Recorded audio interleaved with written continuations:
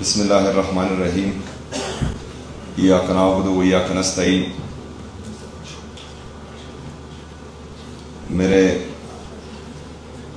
پاک آسٹریا شعلے کے تمام اسٹاف، اسٹوڈنٹس، فیکلٹی، ڈائریکٹر صاحب، ہمارے منسٹر صاحب ارشد ایوب صاحب، ہمارے چیف ویب اکبر ایوب صاحب، یوسف ایوب صاحب، secretary higher education department, minister higher education department, اور یہاں پر ڈسٹرکٹ ایڈمنسٹریشن، پولیس، تمام لوگوں کو السلام علیکم ورحمۃ اللہ وبرکاتہ.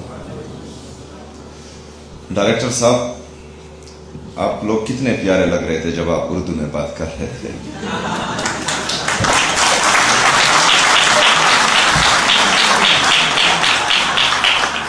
اچھا، اس میں میرے اس بات کا مقصد ہرگز یہی نہیں ہے کہ میں کوئی تنگ نظری کر رہا ہوں، لیکن یہ اردو میں پریزنٹیشن دینا، تقریر دینا، ایک تو اردو ہماری قومی زبان ہے اور اس پر ہمیں فخر ہونا چاہیے.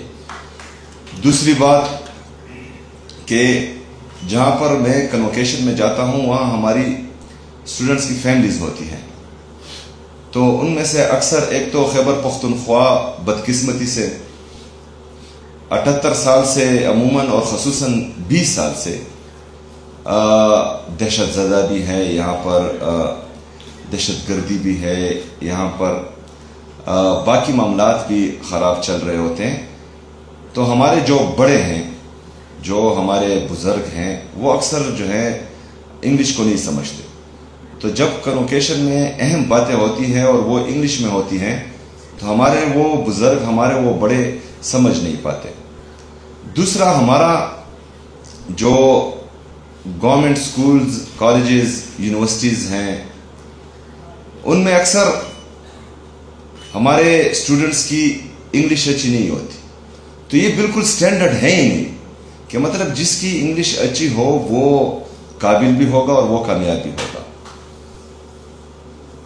انگلش سے یا کسی دوسری زبان سے کوئی بھی انسان جو ہے وہ کامیاب یا ناکامیاب نہیں ہوتا، یا قابل آپ اس کو نہیں کہہ سکتے. اس کے جو سکلز ہوتے ہیں، اس کی جو ایبیلٹیز ہوتی ہیں، اور عمران خان صاحب کہتے ہیں کہ جس کا جتنا بڑا خواب ہوتا ہے وہ اتنا جو ہے بڑا انسان بنتا ہے، قابل انسان بنتا ہے. تو یہ بات. دوسری بات، میں نے بہت تعریف سنی تھی اس انسٹیٹیوٹ کی، اور آج پہلی دفعہ میں یہاں آ رہا ہوں، اور یہاں آ کر مجھے خوشی اس بات پر ہے کہ یہ میرے لیڈر، میرے قائد جناب عمران خان صاحب کا ویژن تھا، اور مجھے خوشی ہوئی ہے کہ یہ بہترین انداز میں چل رہا ہے، اور جس طرح میرے لیڈر کا ویژن تھا الحمدللہ اس کے مطابق چل رہا ہے. ہمیشہ جو بھی ادارہ ہوتا ہے اس کا لیڈر اچھا ہوتا ہے تو ادارہ اچھا چلتا ہے. یہ اگر فرض کریں 5 سالوں میں اس حد تک پہنچا ہے، اور اس کے بعد ابھی جو ہیں ڈائریکٹر صاحب نے کہا کہ ہم سسٹینیبل ہو چکے ہیں تقریباً.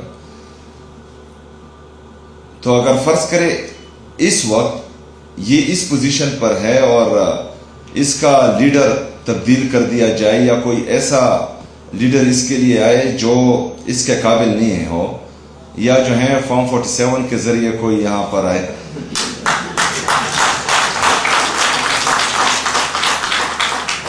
تو وہ ادارہ پھر خراب ہو جاتا ہے. ابھی پاکستان کی اگزامپل آپ دیکھیں کہ اچھا بلا چل رہا تھا. 2018 میں عوام نے عمران خان صاحب کو ووٹ دیا، ایک جمہوری حکومت بنی، جمہوری طریقے سے جو ہے میرا قائد، میرا لیڈر جناب عمران خان صاحب پاکستان کا وزیر اعظم بنا. پھر لندن پلان کے تحت بند کمروں میں فیصلہ کیا گیا کہ نہیں، اس کو چینج ہونا چاہیے. حالانکہ جب عمران خان صاحب کو ریجیم چینج آپریشن کے ذریعے اس کرسی سے اتارا جا رہا تھا تو ہماری پاکستان کی جی ڈی پی گروتھ وہ 6.1% تھی. آج آپ کی G D P growth, Pakistan کی جی ڈی پی گروتھ جو ہے 2.6 سے 3% کے درمیان اوپر نیچے ہو رہی ہے.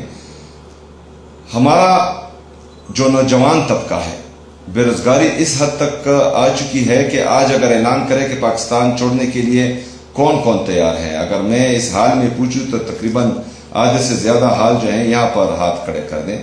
اس کا مطلب یہ نہیں ہے کہ پاکستان سے لوگ نفرت کرتے ہیں، اس کا مطلب یہ ہے کہ یہاں پر روزگار کے مواقع نہیں ہے۔ اور نتیجہ کیا اس کا جو ہے بیک گراؤنڈ کیا ہے؟ بیک گراؤنڈ یہ ہے کہ بند کمروں کے فیصلے ہوتے ہیں اور جن کا جو کام نہیں ہوتا وہی کرتے ہیں، تو اس سے جو ہے پھر ملک کو بھی نقصان ہوتا ہے اور اداروں کو بھی نقصان ہوتا ہے۔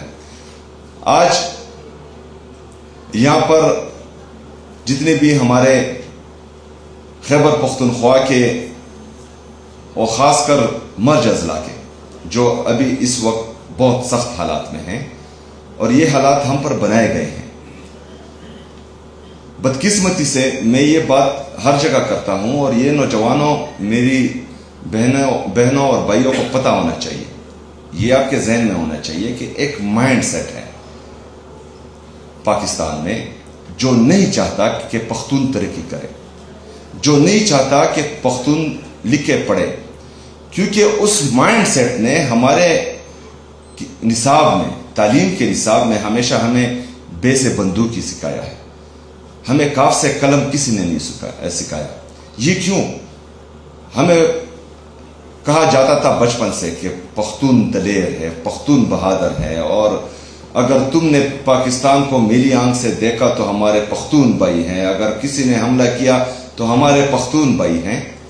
ٹھیک ہے، ہم ہیں، ہم پاکستان کے لیے تب بھی تھے، ہم آج بھی ہیں، اور انشاءاللہ تعالیٰ پاکستان کے لیے کل بھی ہوں گے۔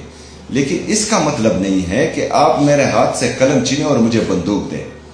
بندوق کی جب ضرورت ہوگی تو انشاءاللہ تعالیٰ اپنی فوج سے پہلے ہم اپنا وہ بندوق اٹھائیں گے اور دشمن کا مقابلہ کریں گے۔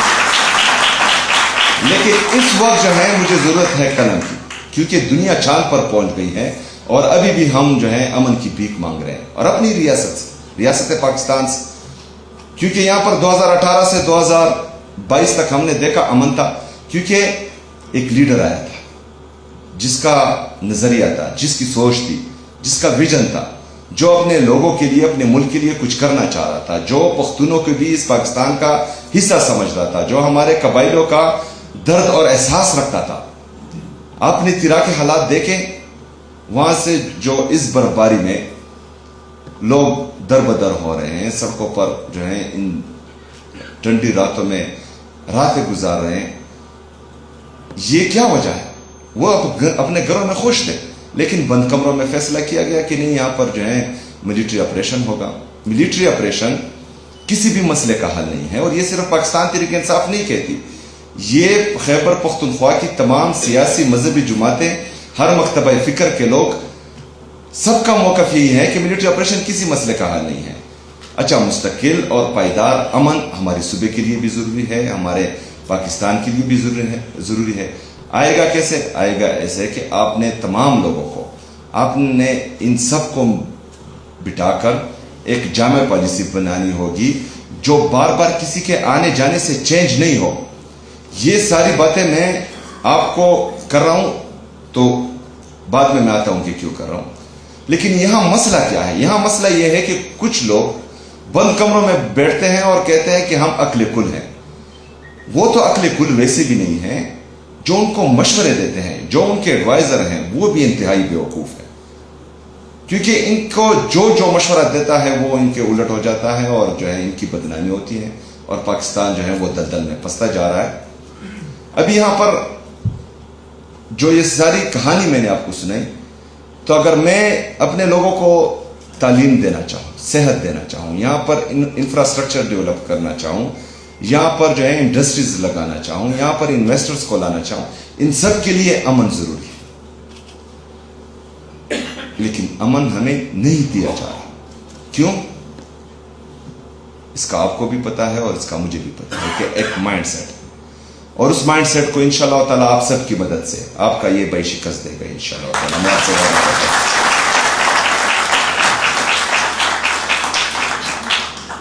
ڈائریکٹر صاحب، تمام جتنی بھی ہماری پاک آسٹریا کی فیکلٹیز ہیں، ان کو میں داد بھی دیتا ہوں، خراج تحسین بھی پیش کرتا ہوں۔ انشاءاللہ تعالیٰ اس سے پہلے جس طرح حکومت خیبر پختونخوا آپ کے ساتھ کھڑی تھی. انشاءاللہ تعالی اس کے آگے بھی جو بھی آپ کی ضروریات ہوگی ہم فرسٹ پریارٹی پر انشاءاللہ تعالی اس کو حل کریں گے انشاءاللہ. آپ نے ہمارے بہن بھائیوں کا خیال رکھنا ہے, ان کی تعلیم کا خیال رکھنا ہے. ہماری یونیورسٹیز زیادہ ہیں لیکن بدقسمتی سے ہم آؤٹ ڈیٹڈ کورسز جو ہیں ابھی تک وہاں پڑھا رہے تھے. تو اس کا نتیجہ یہ ہوتا ہے جو تقریباً پورے پاکستان میں ہے کہ ہم بے روزگاروں کی فوج پروڈیوس کر رہے ہیں ان یونیورسٹی سے. لیکن الحمدللہ جس طرح آپ نے یہاں پر کہا کہ جو انڈسٹریز ہیں وہ ہمارے اسٹوڈنٹس کو ڈھونڈ رہی ہیں کہ کہیں سے نکالیں. تو انشاءاللہ میرا بھی یہی ویژن ہے. 2 یونیورسٹیز, ایک ہمارے ٹرائبل ڈسٹرکٹس کے لیے, ہمارے جو مرج اضلاع ہیں ان کے لیے اسی ٹائپ کی یونیورسٹی انشاءاللہ تعالی جو آلریڈی میں اعلان کر چکا ہوں بناؤں گا انشاءاللہ. اور ایک جو ہے پشاور میں state of the art university, یہ میں بناؤں گا. اور باقی جو ہماری موجودہ یونیورسٹیز ہیں اس پر ہمارا فوکس ہے, اور انشاءاللہ تعالی ان تمام یونیورسٹیز کو ہم اٹھائیں گے اور یہاں پر جو ہے مارکیٹ اورینٹڈ سبجیکٹس انٹروڈیوس کرائیں گے تاکہ ہمارے نوجوان جس طرح ہمارے اسٹوڈنٹس فارغ ہوں یونیورسٹی سے تو وہ جاب ڈھونڈنے نہ نکلے بلکہ جاب ان کو ڈھونڈنے نکلے انشاءاللہ تعالی. اس حد تک ہم ان کو لائیں گے انشاءاللہ. بہت شکریہ, بہت مہربانی.